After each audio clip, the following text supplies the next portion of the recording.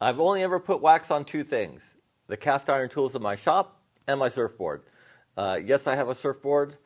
Yes, it's hard to find waves here in Tennessee, which is why I work in Florida. And when I'm in Florida, I don't have access to my shop, but I do have access to YouTube, and I'm easily influenced. My buddy asked me if I ever used wax on wood, and it started me down this rabbit hole. $100 later on Amazon, and I've got a whole bunch of waxes to try and a few recipes. When I'm done with this little project, I want 4 different waxes. I want one for light wood, I want one for dark wood, and then I want one for tools, which I'm going to use the boiled linseed oil, and then I want one that's food safe. I've got my scale here, but I don't think we're going to use that. I think I'm going to go by volume and not weight. So I don't want to overflow on my little jars, so I'll keep my mixes to 8 fluid ounces. I've got my redneck double boiler here. I stole this hot plate from my wife. For the wax that's going on wood that I want to use in oil, I'm going to use tung oil. For the tools, I'm going to use the boiled linseed oil. I've got my waxes here organized from the lowest melting temperature to the highest melting temperature. And paraffin wax here would melt on a hot day. Beeswax a little higher, microcrystalline wax even higher still, and carnauba close to the boiling temperature of water. Rule of thumb is 1 to 1 for your solvent to paraffin wax, and as the oil or as the wax gets harder, you need to add more solvent. Typically for solvents, people will either use the mineral spirits or turpentine. I don't like the smell of turpentine, so I'm not going to use that. I am going to try this solvent made from orange peels, though. See how that works. I also have a scent, sweet orange, and apparently the microcrystalline wax will hold on to scents pretty well, so I might try it with that. Now, all the solvents I'm going to be using are flammable. Their flash point, where they give off flammable gas, is well below boiling, which means it would be doing that in the double boiler, so I'm not going to put any of the solvents in the double boiler. I will just pour the melted wax into the cup. I will leave a link down below to everything I bought off Amazon in case you want to try something yourself. And if you're interested, Nick Angler over on the Workshop Companion YouTube channel did a really good comparison of the different types of waxes, their hardness, and their gloss. So take a look over there, but maybe after you watch my video. I am going to have a bit of cross ventilation here. I've got an attic fan at the end of my shop, and I'm going to have a fan at the door blowing nice air in. The first wax I'm going to do is from the Workshop Companion webpage. It's got all the different waxes in it.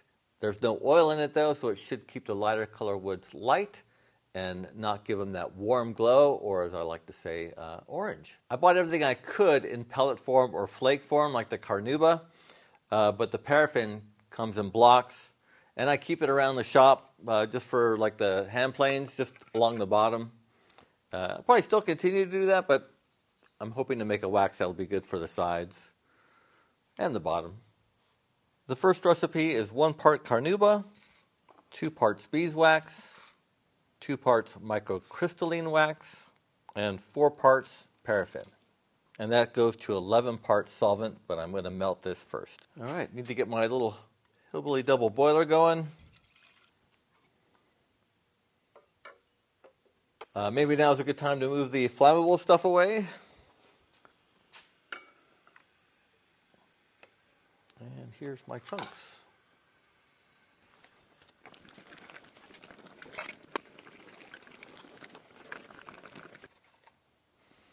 All right, from here we'll go into the solvent, and I already put some perfume stuff in there.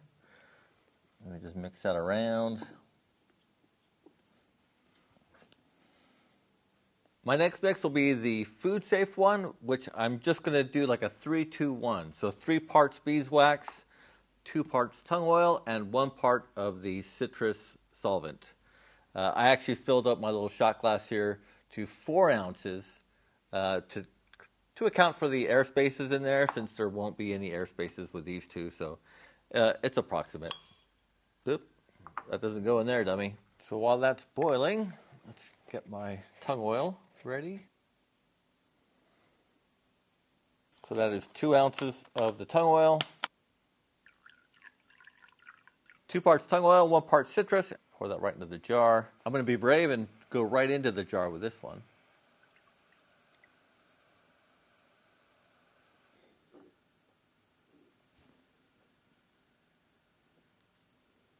For the wax for dark wood, like cherry or walnut, I'm going to use 2 parts tung oil, 3 parts of the orange solvent, 1 part beeswax, 1 part paraffin wax, half part of the microcrystalline wax, and then half of the carnauba. So let's get that in there. And I've already put the solvent into the jar, and we'll let it go. I'm not so worried about cross-contamination on this one, so I'm going to go back into here. Into here.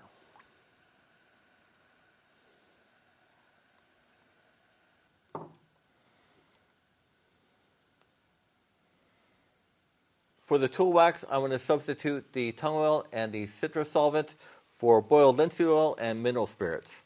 I've got 2 parts boiled linseed oil, 3 parts of the mineral spirits. I've got 2 parts of the paraffin wax, 1 part beeswax, half a part microcrystalline wax, and a half a part of carnauba. And I've already put the boiled linseed oil and mineral spirits into the jar. I also put a full dropper full of the orange scent into this one as well.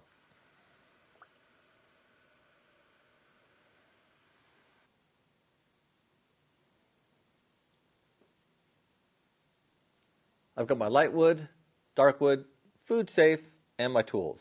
I just made the tools so it's still quite viscous.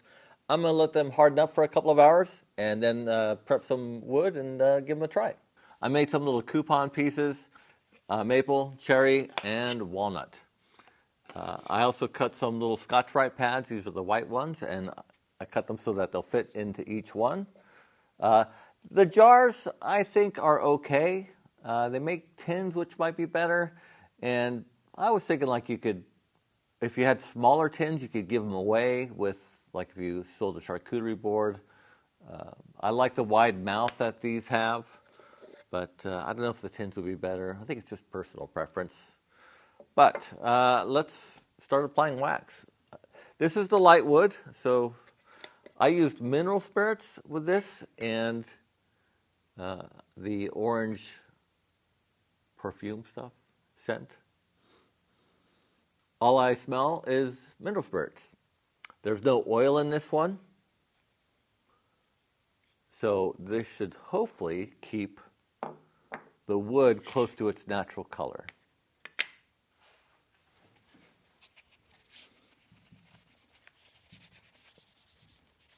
On to wax number 2. This is the one I made for darker woods, like cherry or walnut. I added tung oil into this, and it's also got the orange peel solvent in it.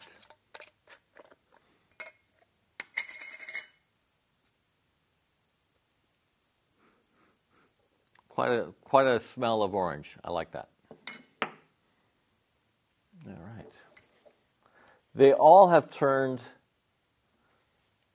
into a wax. This one seems to be a bit harder than the light wax.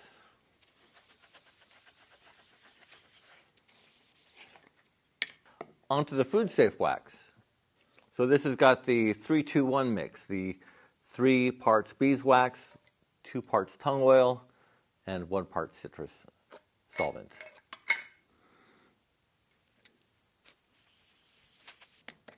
And the last one, tools. The tools wax has boiled linseed oil in it and mineral spirits. And I use the orange scent again, but I really don't smell that.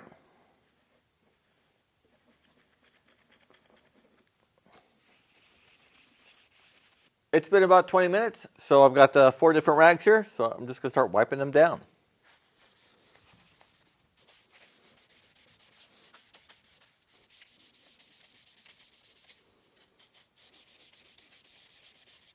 I've got all my samples together, and just as far as texture goes, they're pretty much all the same. Color-wise, between the light wood and the dark woods, wax, there's hardly a difference in the maple. You can see it. The dark woods, the food safe, and the tools, they look identical, but the light woods is slightly lighter. You can see more of a difference when it comes to the cherry and the walnut. The big difference is in the gloss. The light woods has quite a bit of gloss, kind of the same as the food safe and the tools. The dark woods had the orange solvent and tung oil in it. There was like it's a matte finish. There's virtually no gloss to it whatsoever. And the only difference really between it and the light woods was that I used mineral spirits in there and no tung oil. But there is quite a difference in the amount of gloss to it. There's such a small difference between the food safe and the light woods, you could really just use the food safe one for everything. There's really hardly any difference. But let's take some close-ups here. Hopefully it shows up on the camera, but the light woods does not have that same orange hue to it. And I don't know if I got another light here. Let me just see if that will.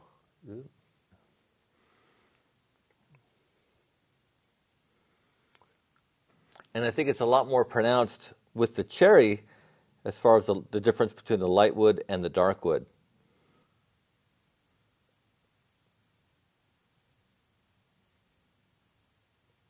And to the walnut. Again, quite a difference, I think, between the light wood and the dark wood, but the other ones are pretty much the same. And then if we get the light out,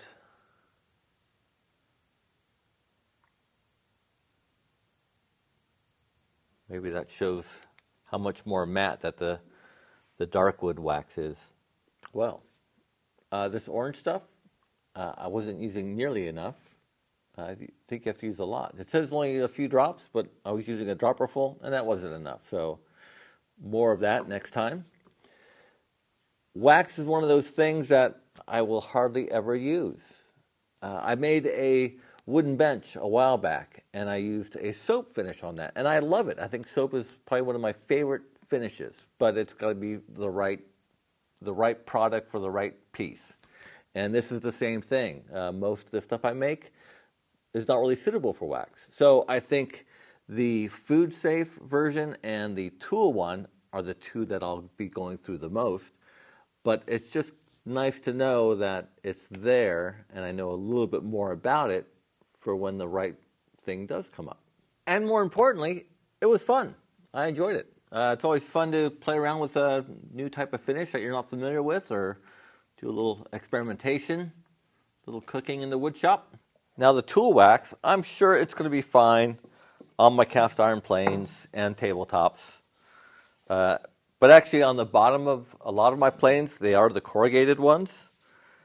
And rather than getting this out every time to just throw a bit of wax on there, I think it's still easier just to grab a bit of paraffin and just rub that on there. But it's more like a use type wax as far as for ease of use, whereas the one I made up is kind of for protection.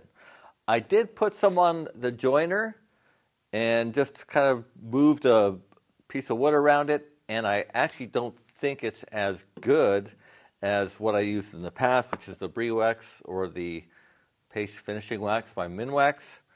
And I really didn't have a preference. It's whatever I could find in my shop at the time. But I think maybe on version 2 of the tool wax, if I want it to slide better, I should stick to the harder waxes and maybe get rid of the boiled linseed oil. But that might be version 2. I think that about wraps up this project. If you have any questions or comments or suggestions, list them down below. Thanks for watching. I'll see you next time.